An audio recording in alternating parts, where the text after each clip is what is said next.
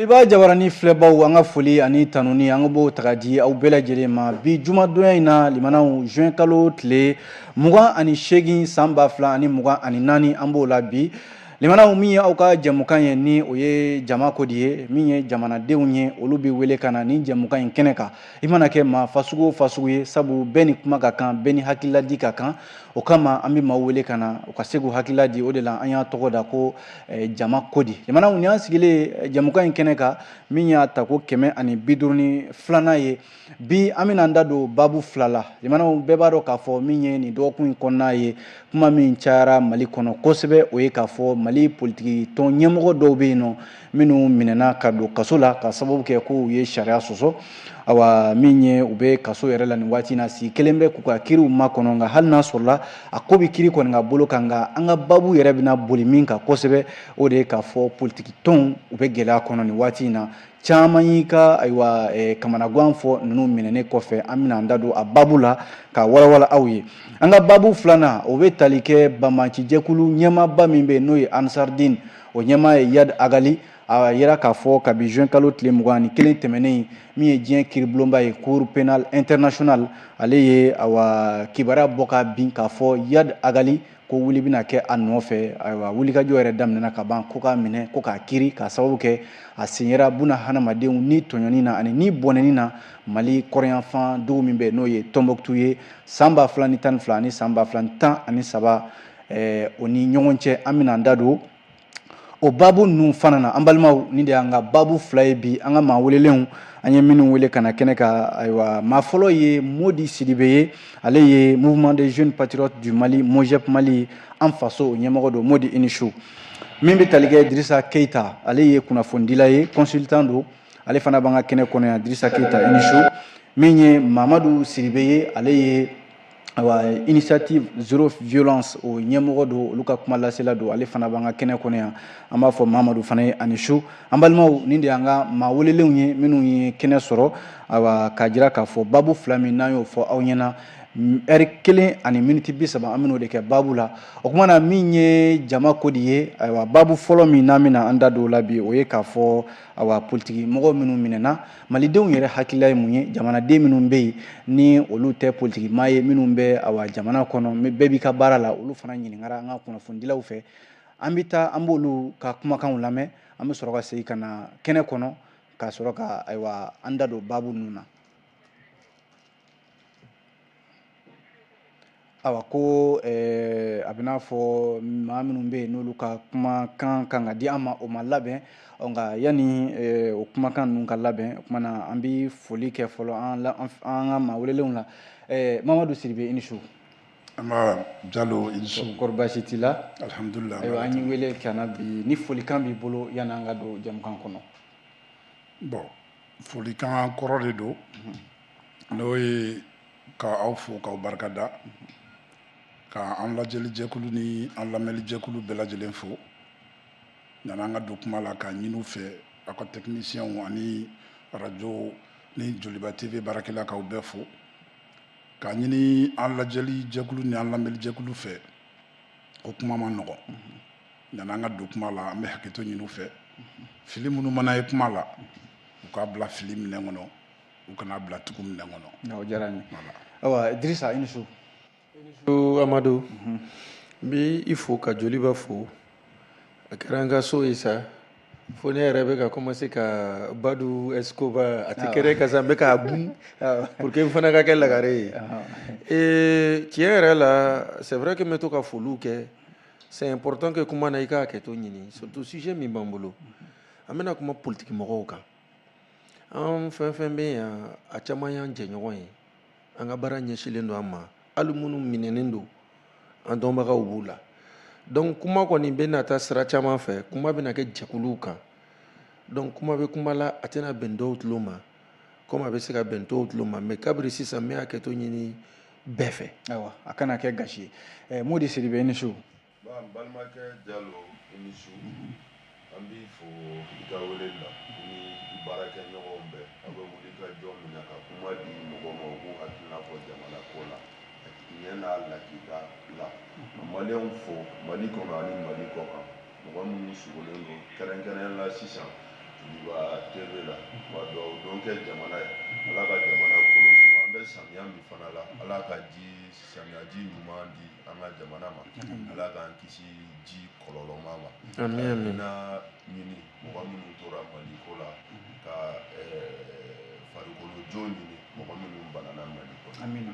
awa an bɛ taa régie fan fɛ n'a sɔrɔla u labɛnnen bɛ malidenw y'u hakilila di politiki mɔgɔw minnu minɛna kɔsa in na k'a ma labɛn awa kuma na an bɛ taa ni babu ye Mamadu Sidibe an y'a ye k'a fɔ dɔgɔkun laban in na kuma cayara kosɛbɛ awa ɲininkali min bɛ kɛ o ye k'a fɔ awa min ye maa caman bɔra k'a fɔ politiki mɔgɔ minnu minɛna ko a ma ɲɛ awa ko nin ye politiki baara yɛrɛ de furantɔ ye ka bɔ Mali la démocratie min n'an b'o la k'o b'a yamaruya k'a fɔ politiki baara ka kɛ Mali la kabi politiki tɔn dɔw bɛ yen olu yera sariyaw ɲɛma u ka ciliko kumaw la fo kana se bi awa an ye politiki ɲɛma caman ye k'a fɔ u ye ɲɔgɔn yew boloda awa n'o kɛra sababu ye k'u bɛna sariya sɔsɔ n'o ye k'a fɔ u ka baaraw sonsorola politiki baaraw sabu ko nin waati in na awa jamana basigilen tɛ i ye nin ko in i y'a ye cogo di N tuguni ni kuma ni a kuma ka nɔgɔ i n'a fɔ a ka gɛlɛn fo ka dama tɛmɛ parce que an bɛ don kuma la ni an ka mɔgɔkɔrɔbaw ka kuma ye o ye jumɛn ye k'a fɔ ko a ye n bugɔ k'an kun sɔgɔ ko tɛ se ka kɛ kɛlɛ ɲɛ bɛɛ ye mun de ye an se politiki mɔgɔw minɛli ma bi parce que Jalo mɔgɔ bɛ ko kɛ diɲɛ kɔnɔ i jija i k'a kɛ i k'i tɔ to alhamdulilayi rabil alamin a ko nin studio nin kɔnɔ yan je crois que a y'an wele ko caman yan an ye kuma minnu fɔ ka tɛmɛ mɔgɔ camanw bɛ yen an ka fɔlen kɔrɔw bɛ minnu hakili la mɔgɔninfin mɔgɔkɔrɔba ko san bɛ tigɛ k'a tɔ to a kɔ min ye an tun bɛ démocratie de kɔnɔ alhamdulilayi rabil alamin président min n'o tun b'an kunna 2019-2020 président élulen de tun don démocratiquement mais mun y'an se régime militaire kɔnɔ parce que n'i ma kuma walawala kuma dɔ la ka kuma bakuru ta k'a fɔ ten mɔgɔ dɔw bɛ yen olu b'a faamu minnu b'a ko kɔnɔ mais minnu t'a kɔnɔ olu t'a faamu o b'a to a bɛ hakili to minute damadɔni dɔrɔn de kuma janba tɛ don min na mɔgɔw bɛ wuli ni jamana kelen nin kɔnɔ yan gɛlɛya min n'a bɛ yen bi politiki mɔgɔw kelen t'a gɛlɛya kɔnɔ question nin n'i tun ko ko ne k'a formuler ne b'a f'i ye n ko mun ye diinɛmɔgɔw ni politiki mɔgɔw bila nin gɛlɛya nin kɔnɔ bi mais mɔgɔ m'u bila kɔnɔ dɛ an b'a fɔ an tɛ hali sigasika o kuma la politiki mɔgɔw ani diinɛmɔgɔw yɛrɛ ye min na ɲini an bɛ se k'a fɔ ko ala ye o de d'u ma bi k'a sababuya kɛ mun ye Mamadu n t'i ka kuma tigɛ n bɛna oui n t'i ka kuma sisan an bɛna jɛmukan daminɛ ni malidenw ye olu tun y'u hakilila di an bɛ fɛ ka dɔ fara o kan an b'o lamɛn sisan an bɛ sɔrɔ ka segin ka na kumaso kɔnɔna la tuma na an bɛ maliyɛnw lamɛn minnu y'u hakilila di ni minɛni kan bon politicien minɛli hakilina minɛ la vraiment politique kɔni i y'a mɛn jamana politique de don politique mɔgɔw de don quoi o minɛli kɔni vraiment maliyɛnw ka don da kelen fɛ ka bɔ da kelen fɛ ni minɛli kɔni minɛliba solution tɛ quoi u b'u bila an ka élection kɛ joona an ka bɔ nin kɔnɔ quoi jamana ka taabolo ɲuman kan quoi parce que kulukɔnɔmɔgɔ bɛ ŋaniya ye ba tigɛ ko ɲuman ye quoi diɲɛ kɛra cogo cogo sigikafɔ de b'a bɛɛ laban quoi u b'a layɛ u ka bɛnkan kɛ nin na nin ka kɛ ji bɔnnen ye quoi politique mɔgɔw ka sigi u ka so u fana k'u sigi u sigiyɔrɔ la sɔrɔsiw fana k'u ka baara kɛ a kɛcogo la ka bɛɛ ka to ni fɛn ka sɔrɔ si ma don si gasi la quoi o de ye ne hakilina ni ne ka faamuya ye quoi merci. Bon ne hakilila ye min ye politicien ninnu datuguli kan minɛli ɲɛna kojugu parce que jamana an bɔra jamana min kɔnɔ an y'o jamana ye an bɛ min kɔnɔ bi an y'o fana ye min yɛrɛ digɛra na dɔɔnin an bɛ ka rumeur dɔw mɛn ko Bacili bilala quoi bon n'a kɛra ni tiɲɛ kɛra bilalen o k'a bila kun f'an ye sinon an t'a fɛ mɔgɔ si ka minɛ ka bila et puis n'u ka jugement bɛ kɛ o k'a kɛ a kɛcogo yɛrɛ la quoi n'u bɛ sa hakɛ min kɛ o k'a fɔ bɛɛ ye parce que minɛli in ka fisa don dɔ la population ka dimi ka taa agresser parce que an bɛ bolo min ka bi vraiment jamana an bɛ jamana ka ɲɛ an tɛ segin kɔ segin kɔ kɔni kuma tɛ yen o hakilila min bɛ ne fɛ o y'o de merci. bon hakilina min bɛ ne bolo nin ko la jamana tɛ o yɔrɔ la bilen quoi ko dɔ de yugubalen don a ka se a dan na o de y'an ka laɲini pour que jamana bɛ lafiya jamana kɔnɔdenw bɛ lafiya bon ni politisiyɛn ninnu nana sa k'u bɛ bɔgɔ nɔɔnini yɛrɛ kɛ baara bɛ segin kɔfɛ an tun bɛ cogoya min na an bɛ juguya ni kɔrɔlen donc u k'a to minnu bɛ fanga la u k'u ka baara kɛ librement ni hakilina min bɛ yen fo k'u hakilina fara ɲɔgɔn kan ka baara kɛ o ka fisa ni kiritigi ani fɔɲɔgɔnkɔ ye a ko la quoi u bɛ audience ɲini dɔrɔn ka kuma hakilina de b'anw na ka baara kɛ mais ni politisiyɛnw sera k'u bɛna jamana sigi politiki ko kelen de kɔnɔ tuguni baara min kɛra a bɛ kɛ fu ye dɛ o de ye ne hakilina ye. Merci. Bon ne hakilina ye min ye politisiyɛn ninnu minɛli la k'u datugu u ko k'u minɛna ko selimafo moi je pense que olu kelen tɛ faamaw ye faama minnu n'olu bɛ wuli ka u faama ɲɔgɔn selimafo donc u minɛna sur la base d'une information par des personnes spécialisées n'olu ye service de renseignement mɔgɔw ye donc u ma minɛ gansan na n'u minɛna u kan ka sɛgɛsɛgɛ ni. Bon ne ka hakilina ye mun ye politisiyɛnw minɛni k'a datugu n'i y'a ye u minɛ k'u datugu u ye fɛn dɔ de kɛ mun man ka kɛ ni fɛn kɛ mun man ka kɛ jamana de an bɛ jamana de kɔ an tɛ mɔgɔ ko la koyi n'i ye fɛn kɛ min man ka kɛ jamana ɲɛmɔgɔ b'i minɛ i ni mun ka kan i bɛ kɛ o ye i mara cogo min i bɛ kɛ ten jamana ɲɛmɔgɔw an b'olu de kɔ u bɛ ka baara kɛ ni tilennenya mun ye anw ɲɛ b'o tilennenya de la n'u ma du fiyewu anw fana tɛ du ka bɔ u kɔ anw kɔni b'u kɔ su ni tile parce que an ɲɛ b'u la taa cogo min na u taabolo y'an diya bon jamana politisiyɛnw jamana b'u bolo san joli u sera ka mun kɛ jamana b'u bolo san joli u ma se ka foyi kila bon ninnu kɔni alihamudulilayi hali ka dan k'a fɔ ninnu bɛna an ka yɛrɛma hɔrɔnya min segin an ma hali fɛn kana sɔrɔ fiyewu o yɛrɛ dama ye koba ye donc an tɛ se ka b'u kɔ cogo si la voilà. Merci. Ne hakilina ye min ye politisiyɛn ninnu ka datuguni na jamana ye sariya min boli o ka boli u kan o ye kelen ye u k'a to jamana in a ka taa a ka ɲɛnɛkili sa olu ye dɔ kɛ kaban ninnu mun filɛ olu bɛɛ ka kɔrɔ ni ninnu ye n'u nana ni hakilina ye ni hakilina min ka ɲi an ka jɛ k'u dɛmɛ o la an kana dɔ wɛrɛ ninnu ye preuve yira an na o kɛlɛ ka bolo kan an sɔnna ninnu ye preuve na u ye preuve jumɛn yira an na u ye preuve mun yira an na c'est à dire depuis Mali yɛrɛ dara avion kelen de tun bɛ Mali bolo kɛlɛ kɛ avion na an bɛ min dɔn an kun an bɛ min ye mais ninnu nana n'a ye fo jamana gɛrɛw bɛ siran an ye donc u k'a to u ka fara ninnu kan u k'u hakilina kɛ ka jamana jɔ. Merci. Bon hali n'an bɛ ne bolo polisiyɛn ninnu ka ko la bon komi an bɛɛ ye jamanaden de ye n'a ma ɲɛ u bɛna k'o corriger u k'o bila k'a ɲini u fɛ u k'o dabɔ jamana in kuma na vraiment minnu b'an kunna sisan vraiment an b'olu fɛ kojugu vraiment puisque u ye perewu caman yira an na ala sago mun bɛna fɛ o de ye nin ye. Merci. D'accord nin ye maliden dɔw ka hakilila ye minnu caman y'u ka hakilila di Mamadu Sidibe kuma tun b'e bolo oui e tun y'a bila yɔrɔ min hakilila i ye ninnu lamɛn a bɛ se ka dɔ fara i ka hakilila kan caman kɔni y'a jira k'a fɔ ko u minɛna u ka kiiriw kiiri cogo la dɔw yɛrɛ jalaki bɛ politikimɔgɔw kan dɔw i n'a fɔ dɔw fana ko awa u man ka minɛ jamana bɛ yɔrɔ min na. Ok effectivement lajɛli n'a lamɛnli fisayara parce que bon a y'a to an ye mɔgɔw miirina caman dɔn hali ni o y'a sɔrɔ anw yɛrɛ miirina ye min ye ani ala cɛ an b'o de fɔ parce que olu miirina de fɔ ne tun bɛ kuma la n y'a fɔ n ko mun y'an se yan parce que mɔgɔkɔrɔbaw ko ten ko ɲan'i ka jigin saya la ko bana jugu min y'i las'a ma k'i ka jigin o la n y'o de fɔ politikimɔgɔw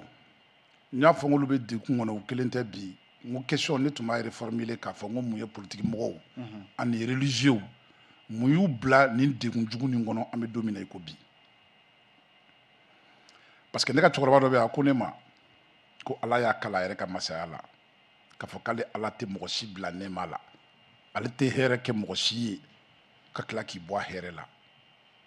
k'i yɛrɛ de bɛ kɛ sababu ye k'i yɛrɛ bɔ a hɛrɛ la mais ale ala tɛ o kuma nin bɛ na ni mun ye yan a b'a yira an na k'a fɔ politikimɔgɔw don min na mɔgɔw bɛ wuli yan depuis élection 2018 parce que nin ko ninnu daminɛra depuis IBK ka yɛrɛ élection na 2018 ka bɔ élection 2018 la ka na 2020 na tension ma baissé jamana kɔnɔ mais 2020 tuma min na politique mɔgɔw ni religieux taara fara ɲɔgɔn kan M5 RFP kɔnɔ alhamdulillah rabbil alamin moi je pense que a kɛra malien bɛɛ ɲɛna yan mais an bɔra initiative zéro violence 2018 tuma min na mɔgɔw bɛ contestation 12 la an bɔra ka taa hommage au martyr la don ka kangari da politique mɔgɔw ye k'a f'u ye k'u ka sabali ko constitution min bɛ jamana kɔnɔ constitution de 92 k'olu ka constitution sɛbɛnnen de don o constitution ni ye fɛn minnu prévoir a segin don an segin n'o kuma kan an tilara k'a f'u ɲɛna u ka sabali u kana kɛ sababu ye olu minnu ye constitution 92 nin kɛ olu yɛrɛ kelen kana tila ka kɛ sababu ye n ko tuguni président min élu la démocratiquement ka tila ka kɛ sababu ye k'a fɔ k'u b'u ka fanga tiɲɛ k'a sababuya kɛ u yɛrɛ ni dingɔ ye u kana kɛ parce que n'a kɛra a tɛ kɛ ɲuman ye o y'a fɔlɔ ye filanan ni ala ye mɔgɔ d'aw ma min ye ko bɛɛ kɛ aw ye ka sɔn aw ka ko bɛɛ ma jalo n'a ko ka t'o fɛ ala bɛ mɔgɔ d'aw ma min bɛ aw bɛ tila k'aw yɛrɛ ɲininka ko nin tigi bɔra min o ye ala kalikan ye ni ko n ko mun y'u se nin dingɛ nin kɔnɔ ni i ye partiw ta k'u lajɔ mali kɔnɔ yan 2020 minnu tun bɛ yen k'olu ma IBK ka chute souhaité parce que y en a qui ont participé activement n bɛ kuma la minnu tulo b'an na u b'u yɛrɛ dɔn bɛɛ b'a dɔn ceux qui ont participé activement kelen dɔw bɛ yen olu ma participé activement mais olu y'a imploré a kun ka d'olu ye a ka kɛ dɔw bɛ yen olu ma imploré mais olu ye c'est-à-dire n'i y'u ta k'u lajɛ 90% des politiques en 2020 souhaitaient bien évidemment qu'il y ait un coup d'État contre IBK. Mais mɔgɔkɔrɔbaw b'o de fɔ n'i ko k'i bɛ kɛlɛɲɔgɔn ta yan ma o ye tiɲɛ mais a bɛ ta yɔrɔ min ma i t'o dɔn dɛ o mɔgɔkɔrɔba kelenw tilara k'a fɔ an ye ko n'i bɛ janfa kɔlɔnsi k'i k'i jija ko k'a fɛɛrɛ parce que n'i yɛrɛ kɛra jigifɛnya kɔnɔ yaasa i na place sɔrɔ mais don min na ninnu bɛ nin kɛlɛ nin kɛ religieux singulièrement ka fara politiques kan n'i y'a f'u ɲɛna k'a ko bɛ taa laban dimɔgɔ ka misiko ma u b'a f'i ye k'a tɛ se ka kɛ n bɛ nalen ni kuma ye parce que n'i bɛ kuma walawala mɔgɔw t'a faamu rapidement k'a yira i la dɔrɔn tout simplement k'a fɔ ko min bi bi in na n'a bɛ ka politique mɔgɔw sɔrɔ mɔgɔ m'a las'u ma dɛ u yɛrɛ ka laɲini ala y'o de kɛ latigɛw ma politique mɔgɔw ni religieux faralen ɲɔgɔn kan i bɛ fɛ k'a fɔ bi politique mɔgɔw bɛ gɛlɛya min kɔnɔ bi u yɛrɛ ka gɛlɛya laɲininen de don parce que n'an tun bɛ régime démocratique kɔnɔ sisan n'an tun bɛ institution kɔnɔ sisan a ka ca ala fɛ gɛlɛya min n'a gɛrɛntɛ min n'a talen bɛ ka sugu da la bi IBK y'a ka san 7 kɛ fanga la ne ye min da IBK kan yan jeune tɛ mali kɔnɔ min y'a ɲɔgɔn da kan ne b'a fɔ e bɛ ne dɔn bɛɛ bɛ ne dɔn alhamdulilah rabbil alamin mais mɔgɔ min ye min kɛ ala ko ten ko fitiriwale ko bɛɛ k'i sɛmɔ fitiriwale kɛlɛ la k'a to ale yɛrɛ ala ma c'est pourquoi n bɛ k'a f'i ɲɛna ninnu bɛ dingɛ min kɔnɔ bi u yɛrɛ ye dingɛ min sen u ye dingɛ min sen dɛ religieux ni politique o dingɛ ni ala y'u yɛrɛ bila dingɛ kɔnɔ Modi Sidiki ninnu politique mɔgɔw bi bi in na est ce que maa bɛ se k'a fɔ gɛlɛya b'u ka Mali kɔnɔ wa sabu k'a daminɛ an ye dɔw ye olu yera kiri ɲɛma dɔw fana bɛ yen olu ka politique tɔn yɛrɛ tun bɛna ci awa nka bi minɛli yɛrɛ sera dɔw ma awa politique ɲɛmɔgɔ caman bɔra k'a fɔ ko nin ma diya u ye diɲɛma yɛrɛ i n'a fɔ ONG Human Rights Watch n'a ɲɔgɔnnaw caman ko nin ma diya u ye ko k'u bila ka bɔ yen o tuma na e bɛ nin i b'a faamuya cogo di Mali politique ko e yɛrɛ bolo a bɛ danga jumɛn na sisan bon politique bɛ gɛlɛya dangan na politique mɔgɔw bɛ gɛlɛya dangan na wa démocratie yɛrɛ bɛ gɛlɛya kɔnɔ a gɛlɛya ye gɛlɛya laɲininen ye politique mɔgɔ dɔw fɛ laɲini min ni olu yɛrɛ ye démocratie bɔ k'a bin ni sɔrɔdasiw nana k'a kan tigɛ u ye k'u sigi a masaya golo kan nka n bɛ citation dɔ fɔ n'o ye Henry Johnson ye a ko ko nous n'avons pas de liberté nous n'avons qu'une seule liberté la liberté de nous battre pour conquérir la liberté politique mɔgɔw minɛli ko bɛ sen na bi a sababu ni an ka maliyɛn mɔgɔ caman bɛ yen hali an bɔra ka minnu lamɛn sisan u caman fan b'a ko politique mɔgɔw man ɲi u fan b'a ko politique mɔgɔw k'u dabɔ jamana ko kuma la u fan b'a ko politique mɔgɔw kan ka minɛ k'u corriger ka ɲɛ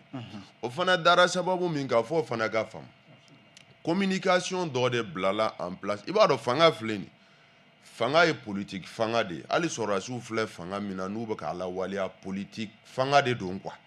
n'i ko ko fanga voter démocratie kɔnɔ o kɔrɔ ye ko politique mɔgɔw ka taa ɲɔgɔn dan na ɲɛmɔgɔw ka suganti u ni ɲɔgɔn cɛ ka ɲɛmɔgɔw sigi sɔrɔdasiw b'o o fanga de kɔnɔ bi donc ni sɔrɔdasiw b'o fanga kɔnɔ mɔgɔ minnu bɛ se ka kɛ gɛlɛya y'u ma o fanga kɔnɔ o fɔlɔ ne ka faamuyali la o ye u bɛ minnu jɔyɔrɔ la n'o ye politique mɔgɔw ye donc communication dɔ de bɛ bila en place ka olu nɛgɛ bɔ fɔlɔ a kɛ Faransi fɔlɔ communication bilala en place parce que Faransi ne t'u fɛ bɛɛ b'a dɔn la politique française bɛɛ b'a dɔn ko yɛrɛwolo créelen mɔgɔ dɔ ye ne ye je suis hostile à la politique française mais quand même communication min ye politique mɔgɔw nɛgɛ bɔ après Faransi b'a fɔ élection communication kumasenw bilala sen na ka olu nɛgɛ bɔ bon CEDEAO fana n'an bɛ jɛkulu min na olu fana bɛna élection ko kuma fɔ wagati dɔ gɛrɛntɛra an ni ɲɔgɔn cɛ chronogramme ko ni aw bɛ taa wagati jumɛn na an bɔr'o fana la mais yan'o cɛ kumasenw bilala sen kan ka olu fana nɛgɛ bɔ bon so kɔnɔ yan mɔgɔ minnu bɛ se ka fanga ko ni élection ko kuma fɔ parce que olu ka baara ɲɛsinnen don o ma parce que olu ka baara o ye politique mɔgɔw ye kumasen fana bilala sen kan k'o ɲɛna mais nin bɛɛ la sɔrɔdasiw tɛ digi ta tɛ digi na olu bɛ sira min kɔ u b'o sira kan ka taa i bɛ mɔgɔ caman ye bi k'a fɔ ko politique mɔgɔw nɛgɛ bɔlen don i b'a sɔrɔ ni butigitigiw don ou bien ni commerçants don politique fanga la olu mɔgɔ caman de taara marché ɲini commerçants fɛ politique mɔgɔw fɛ u bɛ hɛrɛ min na bi u y'a sɔrɔ politique mɔgɔw fɛ i b'a sɔrɔ mɔgɔ caman fana bɛ yen politique fanga wagati la olu de sera ka se politique mɔgɔw ma a ye n den ta baara la a ye n den don ta a ye n den kɛ ta hali minnu filɛ fanga la bi olu ka promotion sɔrɔ fo an k'a dɔn bi ko colonelw don politique fanga kɔnɔna de la u ye promotion sɔrɔ fo ka na se colonelya ma Assimi ka kɛ force spéciale ɲɛmɔgɔ ye n ko politique mɔgɔ de y'a kɛ hali sɔrɔdasiw bɛ bi u bɛ gidɔrɔn minnu boli Mali kɔnɔ o gidɔrɔn ninnu politique mɔgɔw de y'a da u bɛ taa stade minnu kɔnɔ ka mɔgɔw lagosi o stade ninnu politique mɔgɔw de y'a jɔ u bɛ avion minnu ta ka taa Mali yala ani ka taa voyage la o avion politique mɔgɔ de y'a san je reconnais les trois principes de fonctionnement de l'administration dont la continuité mais ka politique mɔgɔw da k'u kan tigɛ bi k'a fɔ k'u b'u nɛgɛ bɔ jamana ne bɛ misaliya kelen di Sidibe ye min fɔ k'a fɔ nin ye u yɛrɛ ka ko la nin est ce que o ye ka o bɛ taa jimi sira fɛ mouvement M5 RFP ɲɛmɔgɔya tun bɛ jɔ politique mɔgɔw de don politique mɔgɔw de don premier ministre min bɛ yen sisan politique tɔn ɲɛmɔgɔ de don k'a y'a fɔ a ka kuma kɔnɔna la n'i ma fili ma ɲina ko hali ni i bɛ ka n'i ko k'i tɛ fɛ ka a ye ko a bɛ komi tile ja k'a bɛ s'i ma i ka sange i ka tanti kɔrɔ a tilala k'a fɔ tuguni ko ale tɛ i bɛ k'a kɛlɛ donc an bɛ gɛlɛya min na bien vrai que Mali gɛlɛya bɛ yen fɛn caman bɛ yen o ka gɛlɛn mais f'an k'a dɔn Mali tun bɛ gɛlɛya min kɔnɔ diinɛ ɲɛmɔgɔw b'a la komi n kɔrɔkɛ y'a fɔ cogo min société civile b'a la sɔrɔdasiw b'a la politique mɔgɔw b'a la Mali ma mara nin si kelen kɔ n bɔra k'a fɔ n ka kuma kɔnɔ sisan Assimi ka kɛ force spéciale ɲɛmɔgɔ ye n ko IBK de y'a kɛ 2015 ou 2014 bɛɛ place dir'i ma jamana kɔnɔ jamana in firila bɛɛ de bolo mais ne bɛ segin min kan k'a fɔ sɔrɔdasi ninnu u b'u ka sira fɛ quoi u tɛ fɛ ka fanga bila ne ka faamuyali la u bɛ fɛɛrɛ bɛɛ d'u yɛrɛ ma pour que u ka to fanga la wa o tɛ digi ne la dɛ politique mɔgɔw fana fanba kɛra sababu ye pour que bi transition yɛrɛ ka jɔsen sɔrɔ transition ye jɔsen sɔrɔ k'a lili don bi olu caman bɛ yen u bɛ ka taa o poussière fɛ n'i ye premier ministre ka bɔli laban lajɛ en tout cas hakili bɛ min na mémorandum ko kuma fɔra min ye f'a ko ko tomi kelen tɛ yen mɔgɔ min bɛ se ka tomi nin kɔn falen mémorandum kɔnɔ n'i y'a ka kuma jate minɛ a y'a fɔ ka da sababu kan parce que a baara ɲɔgɔn dɔ bɛ yen bi o donnen don bɛrɛ la n'i ma fili ma ɲina mémorandum ko in hali a ka kuma la dimi dɔ b'a la e ɲɛ bɛ politique mɔgɔ jumɛn kelen na bi i bɛ transition kɔnɔ i t'a kɔnɔ ko i bɛ laɲini min kɔ n'o ye politique fanga sɔrɔli ye k'i ɲɛ b'o sira dɔ la n bɛ kuma laban ni yɔrɔ min ye i b'a dɔn politique fana politique kɛbaga sugu ka ca politique mɔgɔw bɛ yen minnu ka laɲini ye ka fanga sɔrɔ ka jamanadenw kunkanko ɲɛɲini k'a ɲɛnabɔ politique mɔgɔw bɛ yen minnu depuis olu danna conviction t'u la taafan t'u la nafan t'u la faso yɛrɛ hakilina faso ko yɛrɛ ma deli ka kɛ u taasira ye u ka u yɛrɛ ladilan u n'u kɔ o politique mɔgɔ sugu bɛ yen politique mɔgɔ sugu sabanan fana bɛ yen min hali conseiller t'a bolo maire t'a bolo député t'a bolo foyi a yɛrɛ min ye politique mɔgɔ ye depuis a ye politique daminɛ fo ka na se bi ma poste électif kelen a ma se k'o occuper olu ka baara ye min ye sisan toujours trouble ka kɛ u ka trouble profiter pour que ka responsabilité sɔrɔ donc politique mɔgɔ sugu cayali a n'a a sugu bɛɛ a sugu caman dɔnbaliya o fana bɛ se ka na ni gɛlɛyaba ye politique mɔgɔw kan. D'accord, Dirisa Keita, ni arrestation ni minɛni ninnu politique mɔgɔw caman kɔni maa bɛ se k'a fɔ u jɔrɔlen bɛ bi kosɛbɛ sabu an ye caman bɔra k'a fɔ ko minɛni min kɛra ko a man ɲɛ a bɛ n'a fɔ n'u u ka bamananw b'a fɔ cogo min na n'i ye duga ye maa su kɔnɔ i b'a fɔ ko wuli ka bɔ an su kɔnɔ bi politique mɔgɔw u bɛ nin gɛlɛya min kɔnɔ i n'a fɔ baroɲɔgɔn fila y'a fɔ cogo min na u yɛrɛ ka gɛrɛ laɲininen don wa. n'a lajɛ sira dɔ fɛ an bɛ se k'a fɔ k'o don parce que wagati min bɛɛ jiginna carré kɔnɔna na boulevard de l'indépendance bɛɛ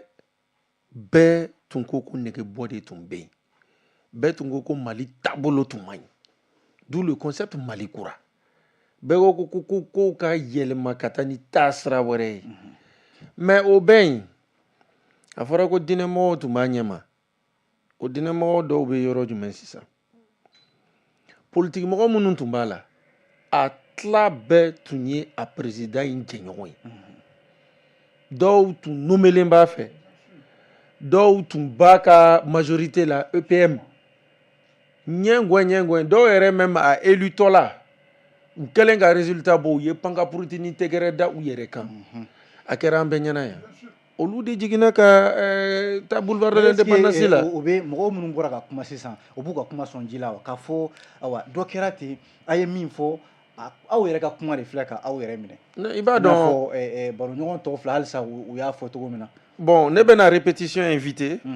pour que hakilinaw ka caya an ka téléspectateurs ka faamu d'abord n bɛ min fɔ kabiri transition yɛrɛ tɛ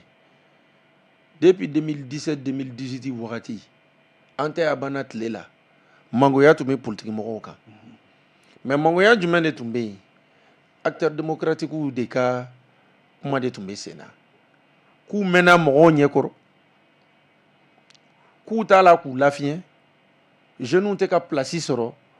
wa n'i y'a lajɛ ka taa démocratie fo ka na se fɛnw dafirili ma bi u bɛɛ nɔ b'a la mangoya in tun b'u kan depuis o wagati bon ne yɛrɛ b'u caman fana blâmer ni mun ye depuis 92 yanni 92 tɔn caman tun créera clandestinité la ka na se sisan ma ɲɛmɔgɔ caman bɛ u m'a bila fo bi u b'u ka parti ɲɛma fo bi u ma changement kɛ wa fo bi fana jeunes ma sira sɔrɔ o ɲɛma et en plus politique mɔgɔ minnu minɛna c'est à dire transition yɛrɛ nana k'a sɔrɔ déjà mangoya dɔ tun bɛ politique mɔgɔw kan et transition daminɛ tiɲɛ yɛrɛ la politique mɔgɔw tun dɛnna kɛrɛfɛ parce que hali ni tun y'a ye transition daminɛ na tuma bɛɛ an tun bɛ to ka taa collectivité ka centre de formation na Kati sira kan kuma lasigi tun bɛ kɛ gouvernement mɔgɔw ani politique mɔgɔw ni ɲɔgɔn cɛ fɔɲɔgɔnna tun ka ca kosɛbɛ mais sisan ne bɛ mun fɔ mɔgɔ minnu minɛna lajɛli la n'i y'a ye a bɛɛ ye opposition mɔgɔ ye n bɛ profiter ka yɔrɔ dɔ walawala i n'a fɔ déclaration du 31 mars mɔgɔw opposition mɔgɔw de don mɔgɔ dɔw b'a fɔ ko non opposition tɛ transition na mais ne bɛna mɔgɔw ta ni yɔrɔ fila ye ni dɔ bɛ fanga la ni e y'a dafiri a tigi kɔni tɛ k'i nɔfɛ mɔgɔ ye o yɔrɔ bɛɛ kɔni i ye opposant sɔrɔ en plus an ka taa mɔgɔw ka argument kan ni période d'exception do président votelen tɛ opposition tɛ o président n'a ka retraite ta il va bénéficier de la loi des anciens présidents Badawo tun bɛ yan o Badawo y'a bila o ancien président statut b'a la donc a mana kɛ cogo cogo diɲɛ yɛrɛ taabolo don mɔgɔw bɛ yen minnu bɛna sinaya k'i fɛ minnu bɛ n'u opposer i la opposant mɔgɔw don bon sisan o ka minɛni a ko bɛ fila la dɔɔni parce que mun de don olu ko k'u taara selimafo la évidemment kɔni ni politique mɔgɔw kɔni ye ɲɔgɔn sɔrɔ kɛnɛ dabɔlen don kɛnɛ dabɔlen kɔni tɛ kɔni politique ko kuma de bɛ na kɛ jamana baro de bɛ na kɛ mais communication mun kɛra autorités fɛ gendarmerie fɛ et autres k'a fɔ k'u minɛna d'ailleurs olu bɛ se ka minɛ cogo di u taara bɔ dɔ ye c'est que t'a sɔrɔ dɔ ka téléphone de tun filtrera dɔ de kɔni de tun suilen don ko fɔli de kɛra quoi sinon voilà ko dɔ tun bɔra sinon o bɔra kɛnɛ ma sinon ni parti dɔw bɛ siège la ni ye siège de parti dɔ siège dala la i b'a dɔn ni ko mun bɛ yen mais ka taa dɔ fɛ yen individuellement k'u bɛ foli la k'u ko fɔra de bon sisan communication na a fɔra de ko sɛbɛn dɔw de yer'u bolo k'a sɛbɛnw la labɛnw de tun b'a la k'a kɛ ka jama labɔ ka jama lamuruti en tant que ne Idrissa ɲɛmaa ye n tɛ se k'a fɔ ko tiɲɛ don n tɛ se k'a fɔ ko tiɲɛ tɛ parce que ne b'a dɔn ni depuis u minɛ waati n'o papier tun yira la kuma bɛ kuma na jateminɛ bɛ jateminɛ na a tun tɛ na fɔ mais en tout cas faamaw kɔni ko k'u minɛ ni sɛbɛn dɔw ye ko donc k'o sɛbɛn ninnu u tun bɛ fɛ de ka fanga de yigiyigi ka jamana de dafiri dɔɔni ma coup d'état ko kuma fɔ dɛ ka fanga yigiyigi mais sisan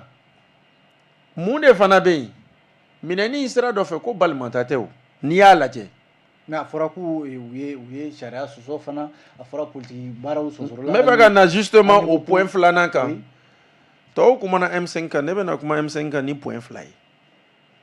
memorandum ko kuma ma n y'a fɔ M5 mɔgɔ dɔ yɛrɛ tun bɛ nin studio kɔnɔ Tayiruba de m'a fɔ maliyɛnw ye yan ko memorandum tɛ bɔ ni kuma lasigi ma kɛ hakili jagabɔ ma kɛ yan o b'a yira k'a fɔ ko réunion kɛra donc fɛn min yamaruyalen tɛ o kɛra de o ɲɔgɔnye de kɛra ka sɔrɔ ka memorandum bɔ kɛnɛ kan bon ninnu fana minɛna selimafo ko kuma b'u da o wagati kelen fana kɔnɔ premier ministre ka jama fana M5 fana taara bara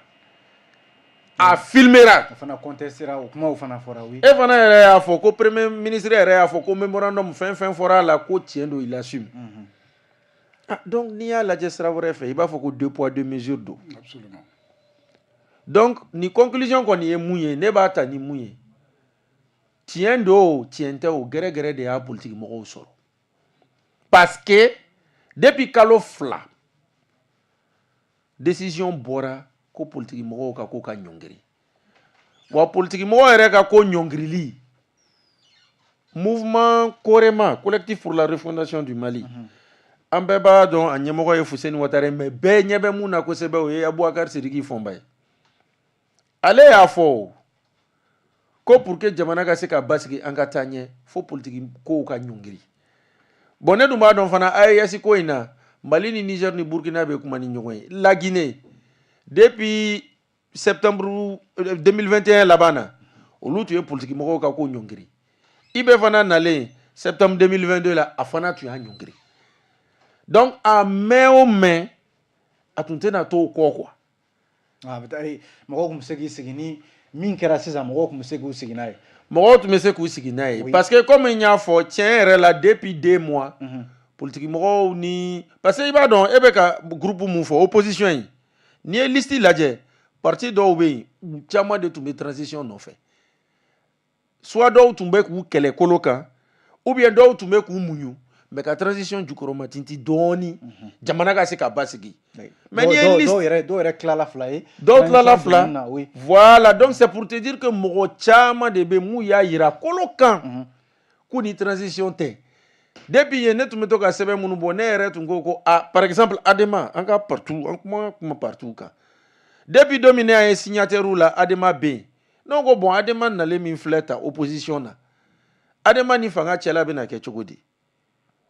ala y'a ka baara kɛ u minɛna Adema ɲɛmɔgɔ dɔ de fɛ Mustapha Diko Yaya Sangare yɛrɛ b'a la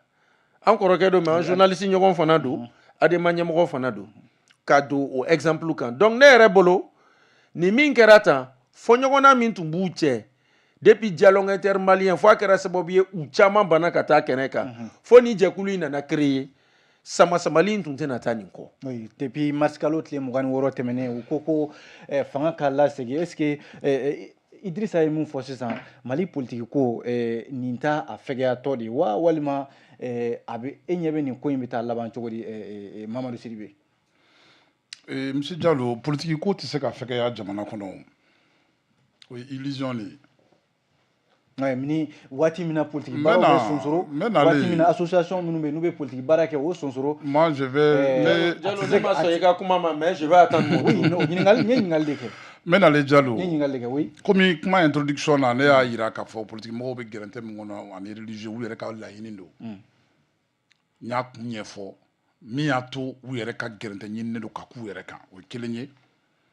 Minɛliko kuma je crois que ni minnu bɛ débat la olu da don minɛliko kuma la. Mais n'an ko k'an bɛ kuma fɔ c'est pas parce que politique mɔgɔw u ye min kɛ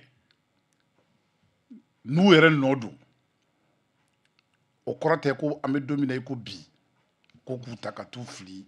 joli b'a la non non non non karisa jo tɛ nin na Amadi jo tɛ nin na mɔgɔkɔrɔba ko tɛ bugu cɛ kun bɔ politique mɔgɔw n'u ka ko kolon bɛɛ parce que n'an nana yan an bɛna ka kuma walasa mɔgɔw ka se ka bɔ dibi kɔnɔ mɔgɔw ka se ka fɛn dɔw faamu de Mali nin kɔnɔ yan mɔgɔ si tɛ se ka mɔgɔ si bɔ maliyɛnya la mɔgɔ si ka maliyɛnya ma kɔrɔ ni mɔgɔ si ta ye yan an ka commune 3 ko la un moment u tun ye an ka centre commercial minɛ an ka dugutigi dɔ nana don a ko dugu bɛ kɔrɔ ni dugu ye mais dugu tɛ fisaya ni dugu ye a ko dugu bɛ bonya ni dugu ye mais dugu tɛ fisaya ni dugu ye o bɛ cogo min citoyenneté a bɛ ten de mɔgɔ bɛ se ka kɔrɔ ni mɔgɔ ye Mali kɔnɔ mais mɔgɔ tɛ se ka fisaya ni mɔgɔ ye maliyɛnya la ka tɛmɛ mɔgɔ si kan parce que constitution yɛrɛ b'o fɔ a ka premier article la ko nous naissons tous libres et égaux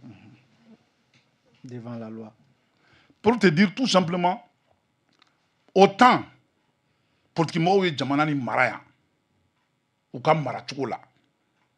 a mara kɔnɔla la ils ont laissé bien évidemment les militaires s'occuper des questions militaires autant les militaires kuma min na politique mɔgɔw bɛ fanga la n'u ye fanga mara armée tora armée bolo kan sɔrɔsiw bolo u ye armée gérer b'a fɔ k'u kan ka gérer cogo militairement olu de b'o ɲɛdɔn bi ni sɔrɔsiw bɛ fanga la ne ye ka jate la sɔrɔsiw kan ka ka fanga kɛ mais ka politique mɔgɔw fana t'u dama la mun ye question politique ye politique mɔgɔw k'u occuper o la munna parce que ne ɲɛ tɛ fadenya la politique mɔgɔw ni armée ni ɲɔgɔn cɛ Mali kɔnɔ non non non n'o kɛra dɔrɔn ça veut dire que Mali ko yɛrɛ b'a la min tɛ an ka taa ɲɛ ye politique mɔgɔw ni sɔrɔsiw nin bɛɛ bɛ fani ba de la an bɛɛ ye maliyɛn de ye o. Oui, mais maintenant, oui, ni charia ko donna. Maintenant, allez, je vais t'expliquer. Mais pour de fort. Akana ni sago. Charia filɛ, mais pour de. Akana ni charia sɔsɔ ni kumakan in filɛ jamana waati min na jamana kalifalen bɛ maa minnu na n'olu y'o fɔ n'o sagora wa charia fana ta ka baara kɛ. Ne ko kuma de ɲɛf'i ɲɛna sa. Il faut que an ka bɔ intrigue kɔnɔ. N'an nana k'an ka kuma ni Alahu Taala cɛman la an ka kuma ɲɛfɔ an b'a faamu cogo min. N y'o de fɔ sisan kuma la. Quand politique tun bɛ politique ye jamana ni mara wagati min ni tun ye politique mɔgɔw ye diɲɛ don kelen da kelen ma civil foyi ye k'a fɔ ko parce que u ye politique mɔgɔw ye k'u ye politique mɔgɔ dɔ ta ka taa kɛ chef d'état-major général ye. Maintenant n bɛ k'o de ɲɛf'i ɲɛna o parce que u ye politique u bɛ politikiya yɔrɔ min dɔn u y'o gérer mais mun ye armée u ye sɔrɔsiw t'u. Lamini sɔsɔ dɔɔni ani n ka tour sera. Maintenant n bɛ ka yɔrɔ min f'i ɲɛna dɔrɔn pour que an ka ɲɔgɔn faamu o ye k'a fɔ c'est pas parce que aujourd'hui sɔrɔsiw bɛ fanga la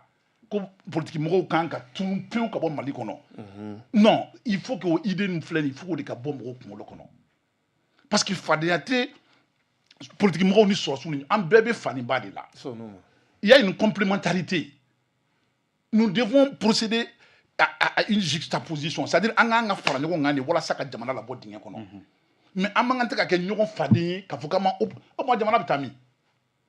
o idée min filɛ nin o politique mɔgɔ kelen fana de ko sɔrɔdasi man kan ni fanga ye non o politique mɔgɔ kelen fana non wa i n'a fɔ sariya de an y'a ye dɔw ka kuma mɛn i n'a fɔ Musa Mara sariya de y'a fɔ ninnu ka minɛli la Musa Mara ko politique mɔgɔ man ka n ka fɔ sɔrɔdasi man ka fanga ta sɔrɔdasi ka kan ni jamana lakana mais sariya de y'o fɔ constitution de y'o fɔ i n'a fɔ Modibo Sidibew ni Useni Amiyo Gindo ninnu bɛɛ kumana sa constitution de y'o fɔ sariya sunba min bɛ Mali kunna o de y'o fɔ oui mais ni o sɔrɔdasi kelenw bɛ fanga la n'olu ko ni sariya in taara politique mɔgɔw a y'aw jɔ fɔlɔ n'o sariya n'u ye jate minɛ k'a fɔ o sɔsɔra est ce que yen nɔ e bɛ k'a fɔ an bɛ ka kɛ kelen maliyɛnya la tiɲɛ don nka sariya fana bɛ ko in na n'i bɛ ka ɲinɛ o kɔ Mamadu monsieur Diallo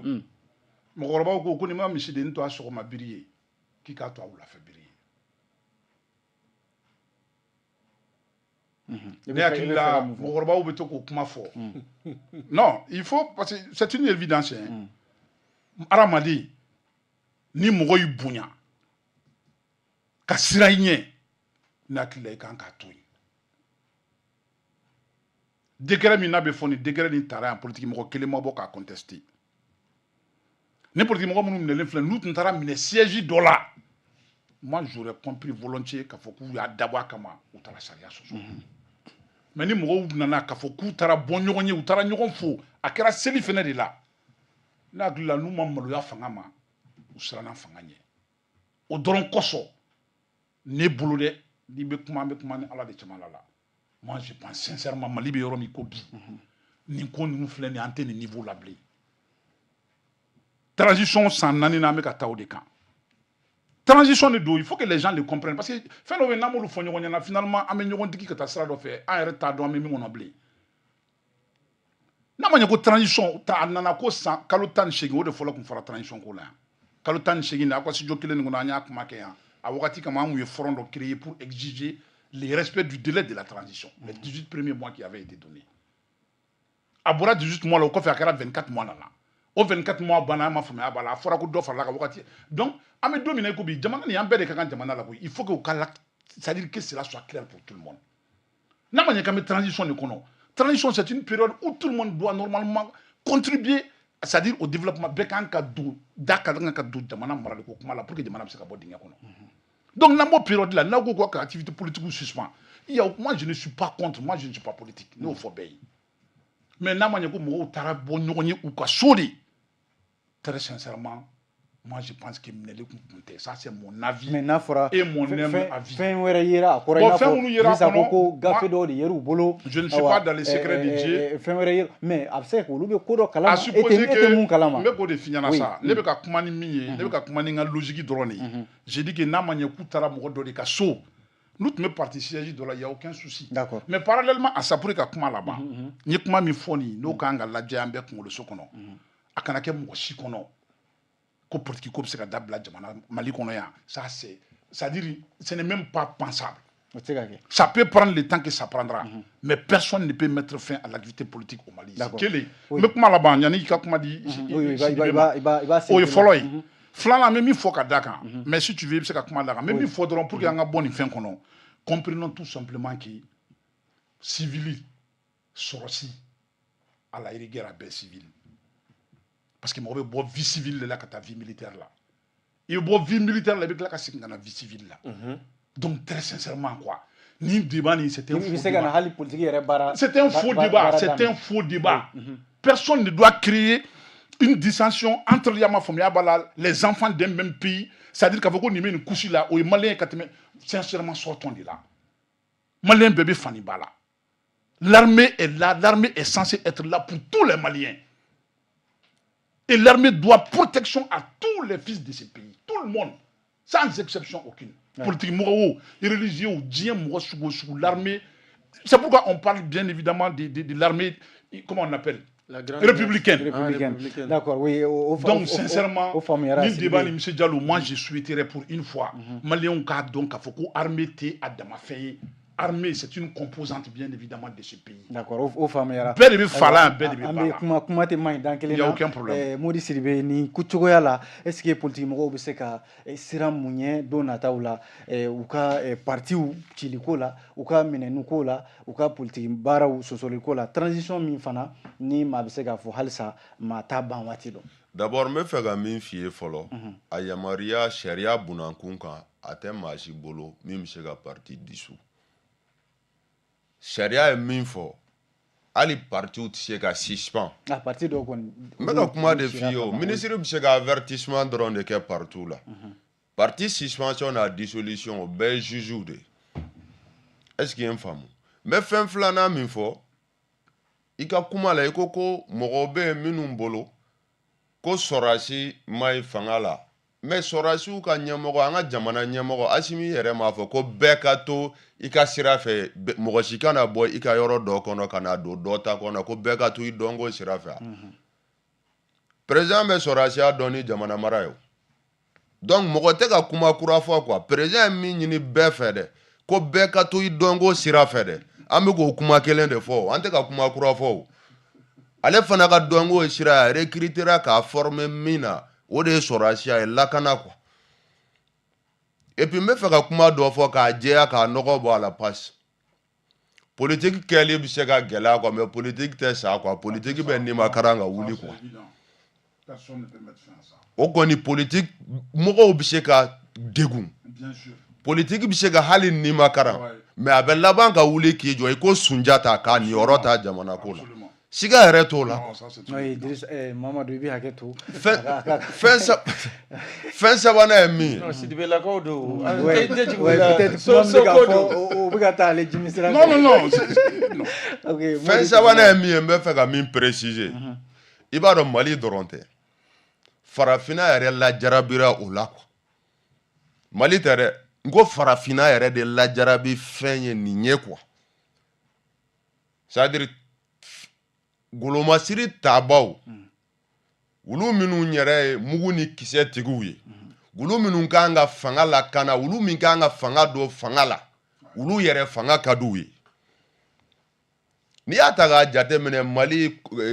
Guinée Côte d'Ivoire i bɛ jamana caman ta ka indépendance dira civiliw de fɛ o mais indépendance sɔrɔlen kɔfɛ coup d'état kun bɔra fan bɛɛ o il faut reconnaître que dans la sous-région, en Afrique, les militaires aiment le pouvoir. Et surtout des pouvoirs en difficulté. Ils sont hostiles à cela.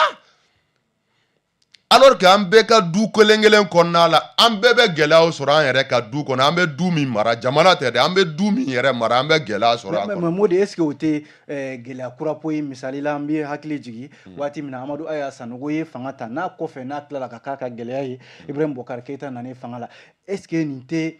yɛlɛma sɔrɔdasi fanga bila civil bɛ na o bɛ tila k'o ɲini ni sariya ye i n'a fɔ o n'a ɲɔgɔnna caman est-ce que nin ka ɲi jamana yɛrɛ ma wa a tɛ ko segin i ka nin ɲininkali diyara ye hakɛ to i k'i jɔ ye n'i y'a ye maliyɛnw bɛ ɲɛta ko kuma fɛn fɛn na ɲɛta tɛ yen ni basigi tɛ dun ka fa tɛ sɔrɔ ni basigi tɛ hakɛ ka ɲini ka di tɛ sɔrɔ ni basigi tɛ depuis Mali indépendance sɔrɔ fo bi jamana ɲɛmɔgɔ kelen min y'a ka fanga kɛ k'a laban ni sɔrɔdasiw ma dafiri o dan ye Alpha Umaru Konare hali o fana la sɔrɔdasikɛ dɔ de tun sigilen don ka taa turu cɛ ka segin ka na dɛ parce que hali o la ni mɔgɔ wɛrɛ ko k'i b'i ɲɛ jɔ o ka fanga la o bɛ don i n'o cɛ parce que o ka turu tun kan ka taa kɔfɛ a ka n'i sigi n'o ye ATT mais min bɛ digi na c'est que Diallo maliyɛnw kun nɔgɔ donna de k'a fɔ ko politique mɔgɔw de ma ɲi mais i ka nin plateau ka fɛn damadɔ bɛ yen n'i ma a sanga di a Diallo n k'a fɔ dɔrɔn maliyɛnw k'a dɔn ko fɛn dɔ kɛra n b'a fɔ rapidement n bɛ politique mɔgɔw ka baara damadɔ fɔ a baara dɔ filɛ nin Bamako 3e pont politique mɔgɔw de y'a dilan logement sociaux concept politique mɔgɔw de y'a dilan premier ministre n'a ka ministre bɛ cité administrative min na politique mɔgɔw de y'a dilan Sira Bamako Kure Male politique mɔgɔw de y'a dilan Bamako Kangaba politique mɔgɔw de y'a dilan Bamako Buguni politique mɔgɔw de y'a dilan Buguni Bamako Sikaso politique mɔgɔw de y'a dilan Centrale de Balengue politique mɔgɔw de y'a dilan Pont sur le Bafin politique mɔgɔw de y'a dilan Pont Bale politique mɔgɔw de y'a dilan Sira ka bɔ Bamako ka taa Sénégal politique mɔgɔw de y'a dilan Hôpital du Mali politique mɔgɔw de y'a dilan Pont sur le Falembe politique mɔgɔw de y'a dilan Hôpital de Sikaso élection kɛra ka mɔgɔ min sigi ni nana cɛbɔ la ka ban fanga ɲini na ka ban i ye politique mɔgɔ de parce que politique fanga bɛ ɲini ni min ye o ye kalata ye kalata ye élection n'i sigira o la i ye politique fanga exercer baga de Jalo nɔgɔ t'a la o bon n'o bɔra yen hôpital du Mali, hôpital de Sigasso, hôpital de Mopti, centre Drapa, kana se fo cimenterie min bɛ Dio ani Gangontere, kana se fo sira min bɛ bɔ Bafulabe ka taa Kayi, sira min bɛ bɔ Kulikoro ka taa Banamba, nin bɛɛ fɛn fɛn filɛ nin masaya bɛɛ ma dɛ n bɛ fɛ k'a fɔ dɔrɔn i ɲɛ bɛ région fɛn fɛn na hôpital baw kɛra yɔrɔ yɔrɔ politique mɔgɔw don ka bɔ Bamako ka taa o région baw fɛn fɛn na goudron fɛn fɛn dilanla la politique mɔgɔw don stade fɛn fɛn ɲɛ b'a la région hali san stade ninnu hali dɔw tɛ région cercle dɔw bɛ stade bɛ politique mɔgɔw de y'a kɛ hali Bamako ka courant sɔrɔ k'a labɔ ka se hakɛ dɔw la politique mɔgɔw de y'a kɛ hali Bamako fan bɛɛ tun ye bɔgɔ bilenni de mais exemple ta k'a d'i ma 2006 ou 2007 o y'a sɔrɔ an bɛ bɔ Jikɔrɔni ka taa Sebenikɔrɔ lycée la ka bɔ Woyanko la ka na fɔ Sebenikɔrɔ n'i sera lycée la Mamadu Mbɔd i tun b'i jɔ de ka ji ɲini k'i fan bɛɛ la ko pour que i ka don classe kɔnɔ politique mɔgɔw de ye dɔrɔn fo Guinée a bɛɛ tɛ se ka ɲɛ mais k'a fɔ ko bi ko maliyɛnw de b'a fɔ ko politique mɔgɔw ma foyi kɛ ne tɛ jigin maliyɛnw na dɛ ne bɛ jigin politique mɔgɔw minnu dɛsɛlen don ka bɔ baara min kɛra san 30 kɔnɔ k'a ɲɛfɔ maliyɛnw ye dɛ ne bɛ jigin o politique mɔgɔw de la i jɔn parce que n fana tɛ ka sanga bɛrɛ sɔrɔ i b'a tigɛ n ka taa n bɛ k'o sanga jate minɛ Idrissa jɛna n'a ye ko ka exactement donc o ye fɛn de ye fo fɛn ninnu tiɲɛ ka fɔ mais ni politique mɔgɔw yɛrɛ dɛsɛra ka wuli u ka hakɛ ye min ye ka kumasen bila sen kan k'aw negebɔ maliyɛnw na k'aw lagosi k'a kɛ ko depuis aw nana fɛn ma ɲɛnabɔ olu bɛ taa fɔ yɔrɔ minnu na olu tɛ yɔrɔ wɛrɛ fana ye dɛ fɔ aw ye stade minnu jɔ olu sira min bɛ ta ka taa o fɔ yɔrɔ la aw ye sira minnu dilan u b'o siraw de ta ka t'o fɔ o fɔ yɔrɔw la mais oui ni n'a fɔ da t'u bolo cogo dɔ la walima ni sigalen b'i yɛrɛ la i n'a fɔ fɛn caman bɛ fɔ jamana kɔnɔ k'a fɔ ne m'a fɔ n ko liberté restreinen tɛ dɛ mais an filɛ kuma la bi yan a tɛ komi ko da de tuguna pewu ka kɛ i n'a fɔ diyagoya fanga yɛrɛ de sigilen filɛ a tɛ ku cɛsi la i ka n'u tora sigilen de k'u ban u ye min fɔ ou bien ka siran u ye baara min kɛ san 30 kɔnɔ ka n'o ɲɛfɔ maliyɛnw ye da de bɛ laban karanfɛ da de bɛ laban suwali ma pewu u tɛ kuma da yɛrɛ sɔrɔ fan si bilen an ka tiɲɛ fɔ an bɛ ka taa o de kɛ an bɛ ka taa o kɛnɛ kan o mais parce que politique mɔgɔw sɔnna o politique mɔgɔw caman sɔnna ka transition soutenir keguya la yɔrɔ politique mɔgɔ dɔw bɛ yen olu tɛ bara de fer la olu bɛ opportunité ɲuman de ɲini k'u suur'o fɛ dɔrɔn ka taa fanga la olu mɔgɔw fana bɛ politique mɔgɔw la politique mɔgɔ dɔw bɛ yen ils sont suffisamment courageux u hakilina ye min ye u b'o fɔ politique mɔgɔ dɔw bɛ yen olu tɛ courage ko la u tɛ opportunité ka taa fanga la ko la olu bɛ min sɔrɔ k'u poche fa u b'o dɔrɔn de la mais n bɛ kuma in ɲɔngiri yɔrɔ min o ye politique mɔgɔ minnu minɛna mais min fana bɛ ɲininkali min kɛ ka nin bɛɛ datugu est ce que i ko courage to dɔw la dɔw bɛ fanga nɔfɛ dɔw bɛ olu k'u poche fa nka nin cogoya la est ce que Mali politique ma a bɛ se ka fɔ politique ye fɛn ye Mali kɔnɔ min bɛ se ka jigi yɛrɛ bɛ se ka da Mali politique mɔgɔw caman yɛrɛ de ye ɲuguntɔ fɛnw ye olu yɛrɛ de bɛ ka politique nege bɔ i y'a ye bi hali fɔda bɛ ka sɔrɔ u la dɛ a mɔgɔ caman de bɛ sɔgɔma u bɛ vɛsi min don bilenman don wula fɛ i bɛ taa sɔrɔ vɛsi finman b'u kan na n b'a la bi ani n t'a la u fanba o tɛ maloya y'u bolo n tɛ tugu i kɔ ani n bɛ tugu i kɔ sini o tɛ maloya y'u bolo n bɛ fɛ ka kuma ɲɔngiri ni yɔrɔ min ye politique mɔgɔw taara minɛ yɔrɔ min sariya sun kura min votera transition ɲɛmɔgɔw fɛ o article 12 o bɛ kuma l'inviolabilité du domicile privé dankari tɛ se ka kɛ maa si jabala la o ye fɛn fɔlɔ ye fɛn filanan ye min ye fɛn caman bɛ ka kɛ bi ne hakili la politique mɔgɔw y'u makun k'u sigi o de wolola nin na an kɔni communiqué min kɛra n t'a dɔn n'i y'a kalan on est solidaire parce que yɛlɛma b'a communiqué là pour parler en tout cas du soutien indéfectible à nos camarades détenus mais n kɔni bɛ min fɔ ka kuma ɲɔngiri Jalo politique mɔgɔ minnu filɛ nin ye mɔgɔ minnu filɛ fanga la bi olu yɛrɛ bɛ ka politique baara de kɛ maliyɛnw t'o de dɔn mais n bɛ fɛ fana mɔgɔw ka temps di i b'a dɔn maliyɛnw bɛ ka kunu ni maliyɛnw kununa suffisamment la nin ko tiɲɛ bɛɛ bɛ ye tilegan dɛrɛn fɛ n'a ko yera tilegan dɛrɛn fɛ o don de la a bɛ fɔ ko ala ye tiɲɛ dɛmɛ donc ne kɔni bɛ kuma ɲɔngiri yen yɔrɔ la. D'accord, oui. Dirisa, ayiwa i kɔni ye kuma caman mɛn kuma caman fɔra ayiwa i kun ko ko i ma sɔn ayiwa Mamadu ka kuma dɔw ma et mun bɛ se ka fɔ nin kuma la k'a fɔ i ma sɔn ma politique baara Mali kɔnɔ ayiwa gɛlɛya b'u kan wa walima u bɛ ka diyagoya ayiwa jamanadenw ka hami ye min ye u ka t'o fɛ walima u ye baara min kɛ o de bɛ ka segin u tulo la wa walima u ka segin ka politique baara kɛ i n'a fɔ Modi y'a fɔ cogo min na u yɛrɛ de bɛ k'u ɲugun don mɔgɔw la. ɲininkali damadɔ n'i bɛ se k'i yɛrɛ y'a kɔnɔ. Ne y'a fɔ yanni an ka don transition yɛrɛ kɔnɔ débat tun b'a la k'a fɔ ko classe politique mɔgɔw dɔ kɛra sa u ka walan sɛmɛ acteurs démocratiques a kuma tun bɛ yan depuis 2017-2018 sisan i tun ko est-ce que politique yɛrɛ tɛ ka ɲɔngiri transition in na mais effectivement a bɛ ka ɲɔngiri e ni ne ye journaliste ye pour qu'an ka politique mɔgɔ sɔrɔ mun b'i sigi plateau kan ka interview kɛ a bɛɛ b'i dɛn Joliba TV la chaque week-end Kawuji min bɛ yan Musa Mara ale kɔni tu as vu tellement k'a b'i assumer i tɛ se ka kuma politique kan bi n'i t'a tɔgɔ fɔ mais moi je comprends ale yamaruyara ka kɛ candidat de don donc ale bɛ ka tɛmɛ n'a ye Musa Mara fana n'i y'a wele ka na plateau la a b'i sigi a bɛ kuma mais caman de bɛ yen min y'i dɛn min tɛ sɔn ka kuma fiyewu donc hali anw yɛrɛ ka baara yɛrɛ la o gɛlɛya bɛ ka an sɔrɔ caman bɛ préférer de ka communiquer ka sɛbɛn de kɛ ka sɛbɛn bɔ mais ka na k'i sigi heure kelen heure fila ka walawalali kɛ k'i ka hakilina fɔ u t'o kɛ alors que Musa Mara ye o ye a bɛ vidéo la d'ailleurs ko Musa Mara yɛrɛ de sababuya la débat yɛrɛ bɛ walawala Nusar bɛ tile ka jaabi maliyɛnw bɛ tile ka fɛnw fɔ visibilité dɔ b'a la o ye fɛn dɔ ye donc ne bolo décision min bɔra hali ni maison de la presse y'a fɔ k'aw kana haki ka kumakan lamɛn politique mɔgɔw bɛ se ka na kuma aw fɛ u tɛ activité politique ye politique mɔgɔ caman y'i dɛn o ye kelen ye ne bɛna fɔ donc politique mɔgɔw fana tun bɛ se k'a fɔ k'u kana jamana ɲɛmɔgɔw ka sariya bato sabu u yɛrɛ ko ten ko sariya min taara ko sariya tɛ a bɛ n'a fɔ binkani wale don ka ɲɛsin u ma u yɛrɛ ko ten. Awɔ mais en tout cas u y'o fɔ mais pratique la ma sɔn ji la k'a fɔ politique mɔgɔw yɛrɛ de u ma sɔn u yɛrɛ walima u sirannen bɛ walima. siran de don parce que i b'a dɔn mun don n'an ko an bɛ kaw ta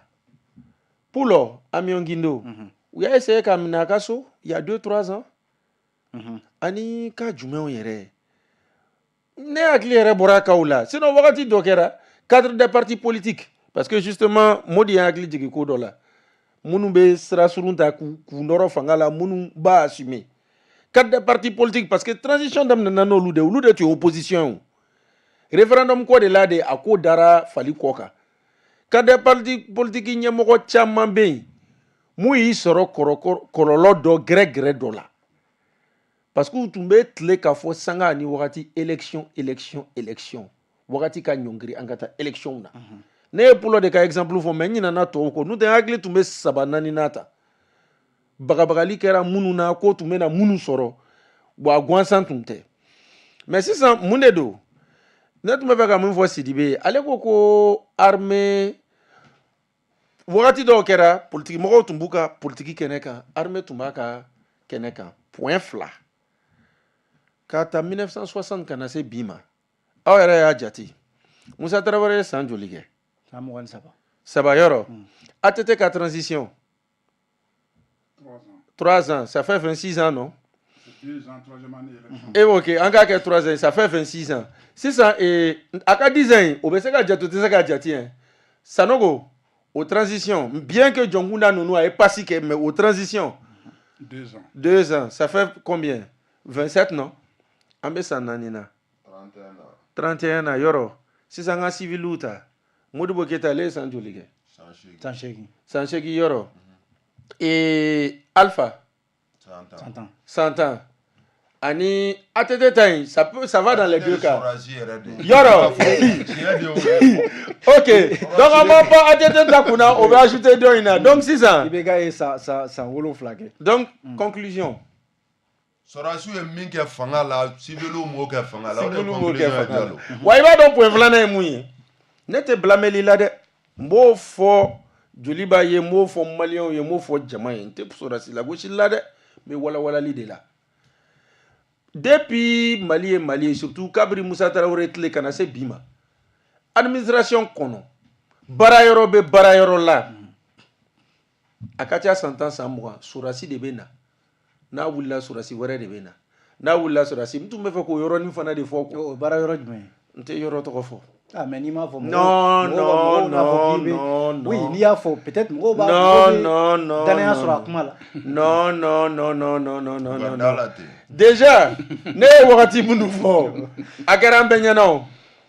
bon si tu veux mais exemple wɛrɛ ta exemple sunguni ne ma Aya ka wagati fɔ a depuis Amadu Aya Sanogo ka tile kana se sisan ma aéroport par exemple sɔrɔdasi dɔ bɛ taa sɔrɔdasi dɔ bɛ na c'est vrai que civil ye wagati ɲini kɛ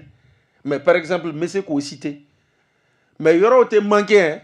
yɔrɔ minnu mais o yɔrɔ bɛ se ka faamu o bɛ n'a fɔ jamana donda de bon sɔrɔdasi de bɛ se ka bila yen non o tɛ o ne bɛ fɛ ka mun fɔ c'est-à-dire ale ye mun fɔ pendant longtemps sɔrɔdasiw ils ont été confinés à l'armée mais n bɛ fɛ k'a fɔ à part l'armée là yɔrɔ bɛ yɔrɔ la pendant plus de 15 ans 20 ans culture militaire kɛra baara yɔrɔ dɔw la quoi qui n'ont même rien à voir avec l'armée. Non. Oui, c'est ce que je veux dire quoi pour compléter pour dire que c'est vrai c'est une minorité hein, par rapport à l'armée même au jama yɛrɛ ka ca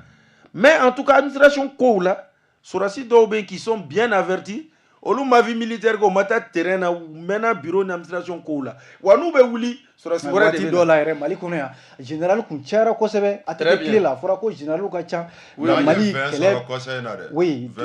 général dɔw fana nommé na kɔsɛbɛ a fɔra kɛlɛ bɛ Mali la ko nka général ka ca waati dɔ la o kuma cayara kosɛbɛ i bɛ fɛ k'a fɔ de ko administration la sɔrɔdasiw ka ca yen ka tɛmɛ awa u kan ka kɛ kɛlɛyɔrɔ la wa. non o yɔrɔ i fana minnu bɛ kɛlɛyɔrɔ kan minnu bɛ front kan ni par exemple a bɛ se ka kɛ an ka bataillon dɔ ta peut-être ni ye bataillon dɔ ta ani sɔrɔdasi minnu bɛ administration kɔnɔ o jama tɛ jɔ olu kɔrɔ mais n bɛ fɛ k'a fɔ ko administration baara n'i b'a kɔnɔ i tɛ kisi politique ma u bɛ caman dɔn a la donc n bɛ fɛ k'o yɔrɔ de fɔ sisan effectivement n'i y'a lajɛ Modi ye fɛn caman cité politique mɔgɔw de ka kow de don olu de ye a fɛnw jɔ parce que effectivement communication dɔ bɛ yen il faut bɛɛ k'i cogo dɔn kɔsa in na stade Mamadu Konate lakurayara hali Sikaso stade baara dɔw kɛra mais n'i ye gintan lajɛ a bɛ komi n'a fɛn wolola transition in de tile la k'a sɔrɔ a dɔw nana kabiri kan 2002 waati donc ne bolo politique transition in na c'est-à-dire mɔgɔ i b'i opposé fanga la a ko ma nɔgɔ donc an ye kuma bɛ se ka laban ni min ye o ye k'a fɔ ninnu kɔni tɛ fɛ ka jɔ sira la u bɛ fɛ ka taa n'u ta ye sariya ɲɛkɔrɔ awa k'a fɔ k'u ma jɛn ni a ye awa politiki baaraw yɛrɛ ɲɔngirili la awa o fana bɛ se ka laban cogo di Idrissa sariya ɲɛkɔrɔ sabu fɛn de don ni fɛn kɔni taara sariya ɲɛkɔrɔ ka ban fo sariya fana ka a da don a la k'a trancher ne y'o de fɔ quoi i b'a dɔn enquêteurs an n'u ma ɲɔgɔn ye ne par exemple ne Idrissa a fɔra k'u minɛna ni document dɔw ye a kuma de fɔra de mais est-ce que tiɲɛ don est-ce qu'a yira la moi je sais que n'a yira la par A plus B a jɛlen don an bɛɛ ɲɛ b'a la parce que an bɛ montage dɔn o ye sariya peut-être o ye sariya ka baara ye peut-être k'o de fɔ u ka kiiri kɛ don o bɛ yira mais jusqu'à présent an bɛ ka nin kɛnɛ in sigi à l'instant jusqu'à preuve du contraire comme a bɛ fɔ tubabukan na tant que par exemple a ma yira ne par exemple sigasigali dɔw bɛ yen filafilali dɔw bɛ n hakili la olu tɛ se ka bɔ n hakili la d'accord oui Idrissa an y'o faamuya ni a bɛ laban o la wa a bɛ laban jumɛn ma i ka o kuma a bɛ laban o la wa parce que an bɛ fɛ ka taa sujet n t'a dɔn filanan na joona non bon n t'a dɔn n'a bɛna laban o ma mais n kɔni bɛ mun fɔ nin ko in a bɛ se ka kɛ sababuya ye fɔ ɲɔgɔnna bɛna na politiki mɔgɔw ni fanga ni ɲɔgɔn cɛ parce que politique parti minnu minɛnen don par exemple Asma b'a la Kodem mɔgɔ dɔ b'a la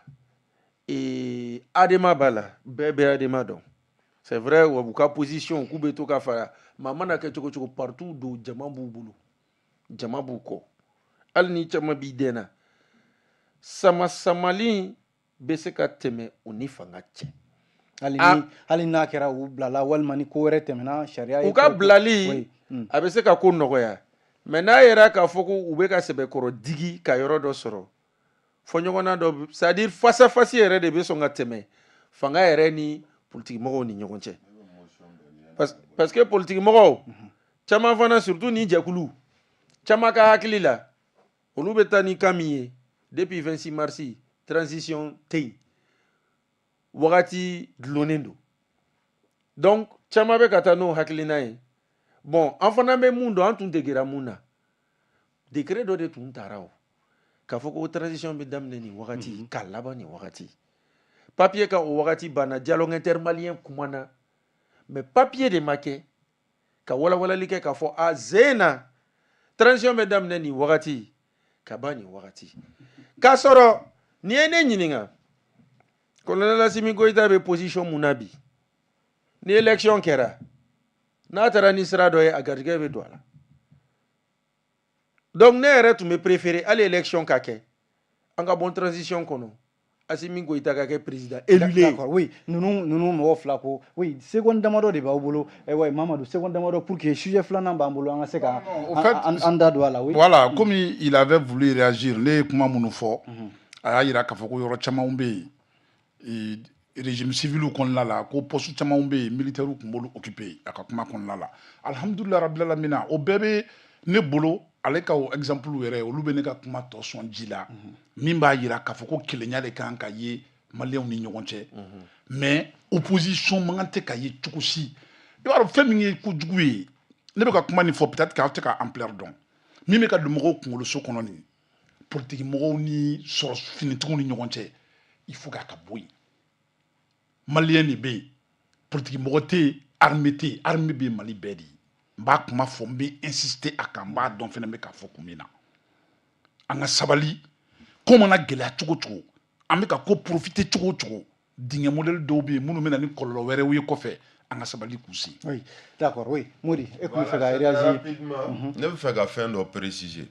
I b'a dɔn transition ka dan hakɛ la nin délai dan ye délai dan ye transition ɲɛmɔgɔw de y'a bɛɛ décider politique mɔgɔ ma foyi fɔ a la maintenant politique mɔgɔw bɛ min na k'u ye kumakan min di k'u k'o bato o dɔrɔn de b'u ni politique mɔgɔ ye fɛn filanan ye min ye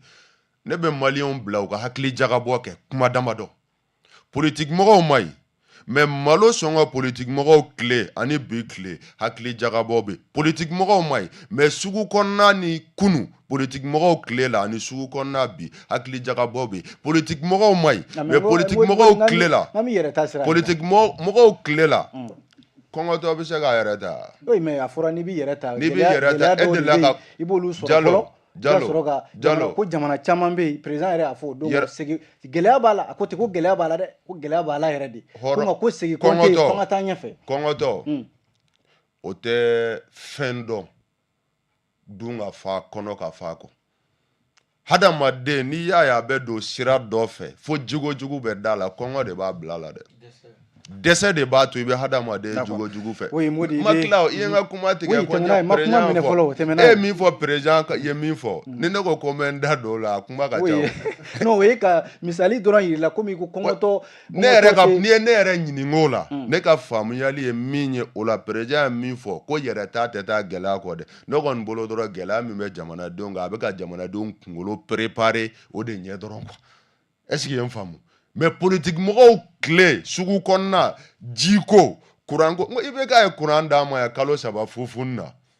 mais n k'a bɛ ka fɔ maliyɛn kelenw ye ko kuranko gɛlɛya min b'u kan ko politique mɔgɔw de Jalo oui mais baaraw tɛ ka kɛ Modi Aïcha ne b'a fɔ ko baaraw tɛ ka kɛ ne ko i bɛ ka daga bɔ yen wa ne ko de politique mɔgɔw tile kalo 3 fufun tun bɛ sɔrɔ kuranko la o y'o ye nka sisan baara min bɛ ka kɛ gɛlɛya bɛ yen gɛlɛya min yɛrɛ yɔrɔ bi gɛlɛya bɛ yen yɔrɔ bi gɛlɛya bɛ yen o tuma politique mɔgɔw tile la Mali wɛrɛ de tun bɛ yen ni Mali kelen tɛ Jalo anta sabali Mali kelen de be ngoy Mali ma fale superficie ma fale Malien dio ma fale ali Mali kura te ah c'est Mali kura il y a des régions des nouvelles régions Mali est devenu beaucoup tout ça on est Mali dugukolo de et de là et a me ko kunsigi ba do ou bien mogo 2 mètres 3 mètres kura nana ou bien mogo 3 cm do nana ambe Mali kelen de kono est-ce qu'il y a une femme maintenant courant tu mets sur kalo sabaso na fu jamana ngono ibe ka tuma dama covid clear mais bi avec a fo ko courant min te ka soro moko chama ba ko politique moko jalo moko kana fin famu ikana kodon ikana kilodon mais boro fale ka jo nyogoro ko ni ka ngodon ça d'accord anyo famia ñete donné avec grima yo akila famia sur la na ko sebe politique moko ka ni wati geleaula awa ni chaman ko ni bora ka fo politique moko meneni hali jema ere bora ka fo ama jawe o ban la tanga babu flana na anya yirawla ka fo miye bamachi jekulu nyemgo mi no ye yad agali ansardin nyemgo do ay mali yuguba wati damado hali miye awa 1990 wati nuna yad agali killing ale yira benga seben chamana accordé tamana setu na nyonau abe kunye abe feka awa bamancha wale taga jamana segere anya me ka fo jien kiri blomba no e cour pénal international ale ko ka wuli ko ka nyini ko ka mine ka kiri ina fo bamachi mali bamachi ma tobe ina fo el asan no lu reka kiru bi ka buluda Drissa Keita yad agalika ni wulili cour pénal international ka wuli ko ka nyini ka mine ni wati na kibara bora ka biya dum bora ka fo ko aywa mandat d'arrêt kibara bora de kabi samba flantan wolo flanga sans CPI abo aywa mu fin de do ka jatela c'est un non événement amé politique quand thème central politique je vais parler comme un politique c'est un non événement non événement non événement c'est-à-dire ko buan sans erreur de do et bien kiri blomba de côté mais la crise malienne Mali crise est-ce qu'Adam nana 2024 est-ce qu'Adam nana ni mois de juin na yagalali tobe fo dien yorobe est-ce qu'Adam nana ni 2024 là au moins 2023 officiellement formellement Mali est mandat au bo mo chamanyama après la récupération de Kidal al do to me siente la do to me joyoro do la ou fara la rébellion kan wakati mi MINUSMA to me ka walanseme ka armée kele Kidal minene mandat bora nunu peka yaga lali ka dossier te bi dossier yew yaga lali era ka problème re mi ene bolwa est-ce que bena mine est-ce que Fredo benka a yorodon armée dien armée betumea MINUSMA ou force Barkani alu gani sababu ya akuzu dodo mina do tumbu bolo utu bese ka localisation ke fo bi yaga lali ma se ka localiser pire yaga lali kelen atoko fora ala ça dit attentat do keraya revendication chama keraya kele chama keraya yaga lali forula Soumaïla si se ka mineni revendication nunu yaga lali bolo tumbala damne na Amadou Koufa de to de tumbe ka fo ma alabana yaga lali to tumbe ko ina ou blale milliard chama très bien faut mo blala nyana jewke oui ka nyana jewke ensuite Bourina Ouagadougou attentat mungera revendication yaga lali de Côte d'Ivoire Grand Bassam Plagidala au fana tu yaga lali faut bi avec à continuer ka degunke wa chien joli Mali la ya donc on avait fait comme des forces ça ka fo CPI fangata la Mali yere ka kola ebe ni ko yere ba mu fin fa sugu do ebe fe ka bla ménage men kono me fe ka fo de Mali yere ka dossier yere la CPI yere te yetinti ebe se ka famia chuko di depuis 2017 à mai 2024 iyaga lalika ni ntieni nunu Burkina Faso yere même c'était en 2016 Alinima Fili, Hôtel Radisson Mineni même, je crois que au mouvement Fana Yagalali ko Fana Tumbola, ni Bekeraya, c'est payé Mangama Machila. Et puis, comme un dossier d'obé en 2017, un dossier BVG,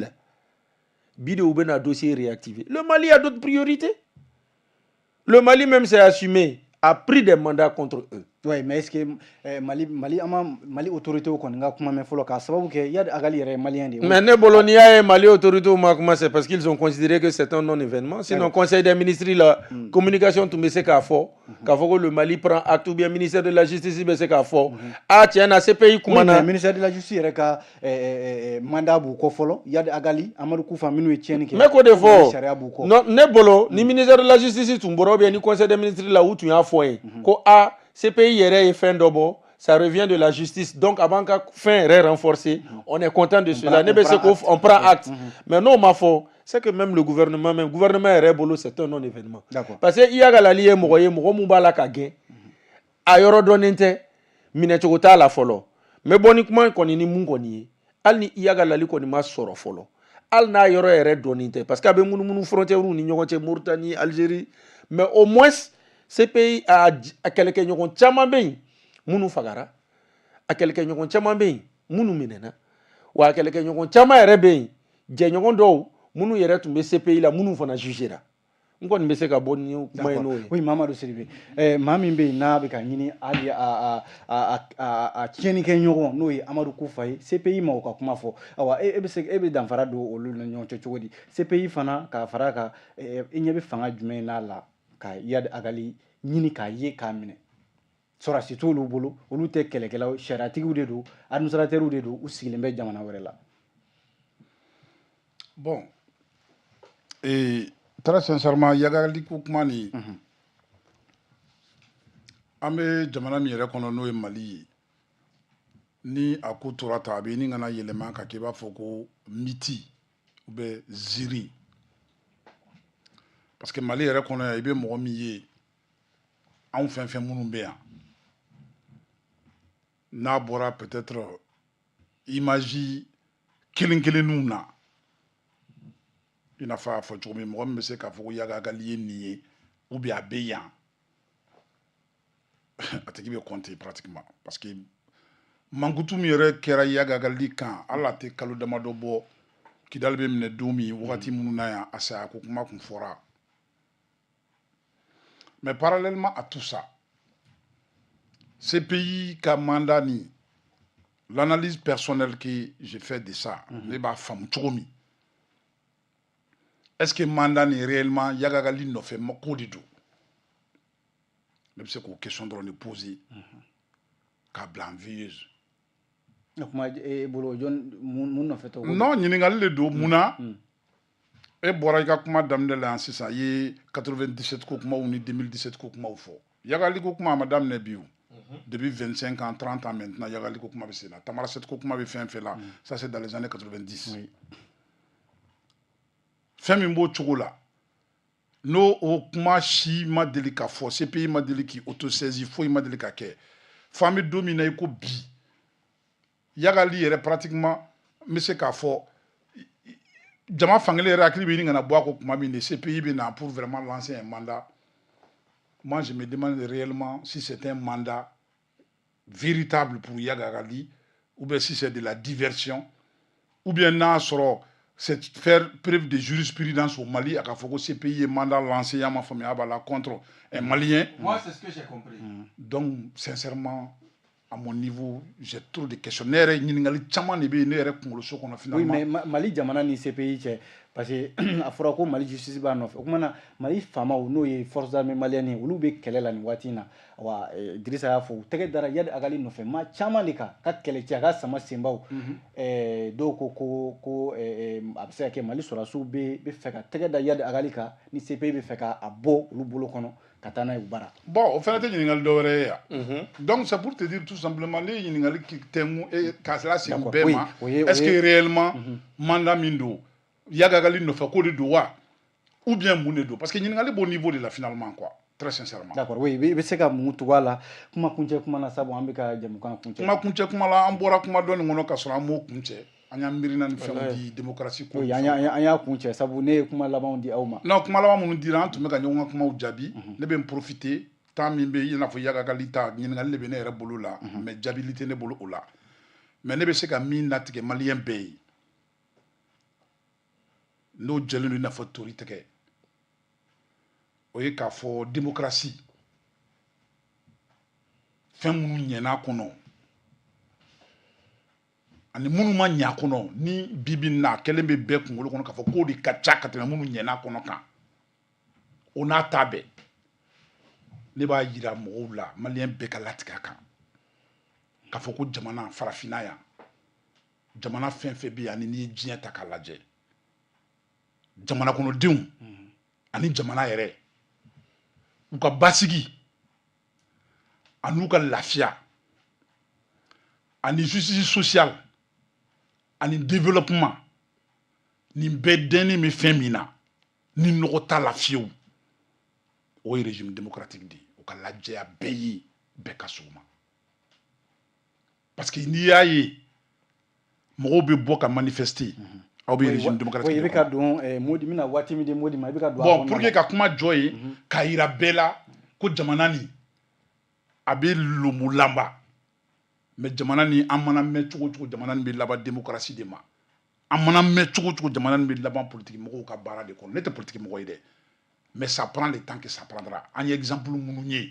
an ye minnu kalan histoire kɔnɔ ani an ye minnu ye an bɛɛ bɛ latigɛ a kan k'a fɔ ko saraka foyi t'a la démocratie bɛɛ ka lafiya b'o de kɔnɔ. D'accord Modi Yadi Agali ka wulikajɔ a nɔfɛ CPI fɛ awa caman ma faamu nin waati in na caman ko yɛrɛ ko est-ce que nin bɛ se ka kɛ lafiya ye maliyɛnw bɛ se k'a fɔ ko nin ye lafiya dɔ de kun bɔtɔ ya. Bon d'abord n bɛna kuma min fɔ n ka hakilina ye n m'a fɔ tiɲɛ don dɛ yɔrɔ bɛɛ n'i hakilina maliyɛnw ka lafiya bɛ sɔrɔ cogo di o tɛ n'a minɛna maliyɛnw ka lafiya bɛ se ka diya mɔgɔ wɛrɛ ka maliyɛnw yɛrɛ bɔ an sera k'a minɛ fɔlɔ o ye ɲininkali fila ye ɲininkali kuma sabanan ye min ye an k'an janto kosɛbɛ Yadagali ko in ka mandat d'arrêt siyanama bɛ komi gen balɔni quoi gen balɔni ni b'a ci kogo la a bɛ segin quoi donc n'a seginna i ma i bɛ fɛ ka min yɛrɛ yɛrɛ k'a la i b'o kɛ quoi an k'an janto kosɛbɛ n bɛ ɲininkali min k'o yɔrɔ la est ce que CPI bɛ ka Yadagali de ɲini wa parce que maliyɛnw ni Yadagali bɛ ɲɔgɔn na o Mali justice bɛ k'a ɲini o Mali basigi ni Mali lafiya tɛ se ka diya CPI ye ka maliyɛnw bɔ ani Mali justice bɔ o Yadagali ko in bɛ sen na depuis wagati jumɛn mandat d'arrêt mun na sisan u ka mandat d'arrêt lakika yɛrɛ filikun ye mun ye sisan o de la n bɛ k'a f'i ye k'a ye mɔgɔw faga o dɔnnen don a mɛnna o bɛɛ dɔnnen don a mɛnna n ko mun de la sisan u ye mandat d'arrêt da a kan sisan i b'a dɔn n bɛ misaliya dɔ d'i ma ni ne b'a dɔn ni mɔgɔ fila bɛ ɲɔgɔn na quoi n kan tɛ jamana yɛrɛ ma bilen dɛ e quoi par exemple e ni Dirisa bɛ ɲɔgɔn na ni ne ni e man di mais n bɛ fɛ ka segin ka na ni Dirisa man di ne man di mais n bɛ fɛ ka segin ka na Dirisa kama ne ni e min man di ka se fo hakɛ dɔ la fo n kɛlɛli de fari da fɔlɔ pour que ka segin Dirisa ma n'i m'a faamu o la n b'a fɔ cogo wɛrɛ la ni n bɛ fɛ k'e ni Dirisa bɛɛ ta jan kelen na kuma kana bɔ a la fewu fo n k'a dɔn n bɛ jan da mɔgɔ fɔlɔ min na pour que a ka faamu n'i m'a faamu o la n b'a d'i ma misaliya wɛrɛ la tuguni misaliya sabanan ye min ye du kɔnɔ munumunubaga n'a bɛ dutigi kɔ n'a sera du kɔnɔ duden fɔlɔ min bɛ yen a bɛ ɲininkali k'o de ma yanni a ka se dutigi ma i bɛ fɛ n k'a d'i ma misaliya wɛrɛ la soforokun munumunubaga ani soforokun min munumunubaga bɛ dugu kɔnɔ ko ɲɛɲinini na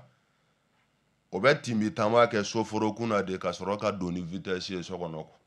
i bɛ fɛ n k'a d'i ma cogo wɛrɛ la ok maintenant fɛn min ye n bɛ kuma ɲɔngiri ni min ye globalement k'a fɔ mɔgɔ caman ye an ka jamana kɔnɔ politique mɔgɔw dafalen tɛ komi bun hadamaden si dafalen tɛ cogo min politique kɛbagaw dafalen tɛ komi maliyɛnw si dafalen tɛ cogo min parce que dafalenya bɛnnen don ala dɔrɔn de la gɛlɛya dɔ bɛ politique mɔgɔw yɔrɔ u dafalen tɛ gɛlɛya dɔ bɛ sɔrɔdasiw yɔrɔ o dafalen tɛ gɛlɛya dɔ bɛ sɛnɛkɛlaw yɔrɔ o dafalen tɛ gɛlɛya dɔ bɛ mɔnikɛlaw yɔrɔ o dafalen tɛ o bɛɛ kuma bɛ min nɔfɛ dɔrɔn buna hadamaden dafalen tɛ mais k'a fɔ ko politique mɔgɔw ma foyi kɛ k'a fɔ sɛnɛkɛlaw ye u k'u hakili jagabɔ politique mɔgɔw tile la kɔɔri ko ni engrais ko tun bɛ cogo di k'a fɔ duguw kɔnɔna la u ka kɛnɛya ko fɔlɔ dugu caman na i tun bɛ musow ni banabagatɔw ta k'u da wotoro kɔnɔ ka yɔrɔ janw magɛn o ko bɛ cogo di bi k'a fɔ dugu caman na jiko gɛlɛya tun b'u kun fɔlɔ politique mɔgɔw tile la o jiko gɛlɛyaw kɛra cogo di k'a fɔ mɔgɔw ye u hakili nɔgɔ dɔnnen don mɔgɔ caman mais u ka hakili jagabɔ kɛ k'u tɔ to parce que Mali hɛrɛ ka n'a kɔnɔ sabati ka n'a kɔnɔ maliyɛnw ka bɛn a kɔnɔ o bɛ se ka sɔrɔ fɛn kelen min na o ye démocratie ye démocratie fana bɛ se ka lasigi cogo sinsin cogo min na o ye ni cɛbɔ kɛra ka mɔgɔ minnu sigi an k'an jilaja n'o ka fanga ma ban an kana taa binni ta k'o sɛgɛrɛ c'est dû le non-développement de beaucoup de pays africains est dû à l'instabilité de nos institutions. Avec jigi institution marabaga la olu tɛ dɛ o de la n bɛ kuma ban ɲɔngiri yɔrɔ min kuma la Jalo Mali ma deli ka président kolon yɛrɛ sɔrɔ depuis Modibo Keyita fo bi a bɛɛ ka ɲi maliyɛnw k'u yɛrɛ lajɛ sa u k'u yɛrɛ lajɛ dɔ ka fɔ ɲa ye maliyɛnw k'u yɛrɛ lajɛ dɔ ka fɔ ɲa cɛlakaw maliyɛnw k'u yɛrɛ lajɛ oui seconde kelen c'est-à-dire yagalali ko kuma yɔrɔ dɔ fana bɛ yen n'a kɛnɛ kɔni bɛ sigi ne bɛ insister o kan oui Dirisa waati kɔni banna awɔ wagati banna i bɛ se ka min fɔ o ye mun ye o ye fɔkabɛn yɔrɔ ye i b'a dɔn ne y'a ka tiɲɛniw fɔ Mali ani an dafɛjuguw la a wagati i bɛ ka tun ye ŋaniya dɔ ta ka Mamu Diko bila o ko ɲɛma les bons offices à travers le premier ministre Abdoulaye Idrissa Maïga conclusion tun ye mun ye k'an ni sigi ka fɔ tun ka tɛmɛ an ni ɲɔgɔn cɛ mais i bɛ ka bana co k'a fɔra ko accord de paix ka signé e maa ma i mana kɛnɛ ka ye faso jugu ye le fait que o ma kɛ quelque part a bɛ se ka kɛ sababuya ye tiɲɛniw tɔw cayara ka na se fo bi ma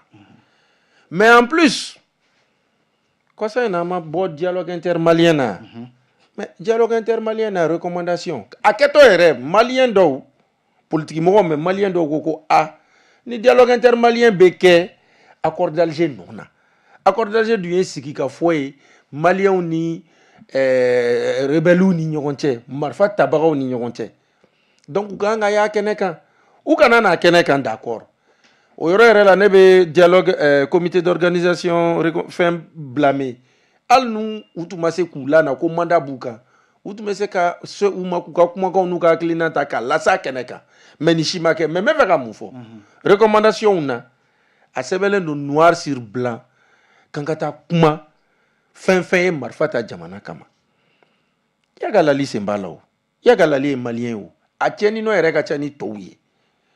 donc hali yɔrɔ dɔ la a bɛ se ka kɛ CPI y'a ka fɛn bɔ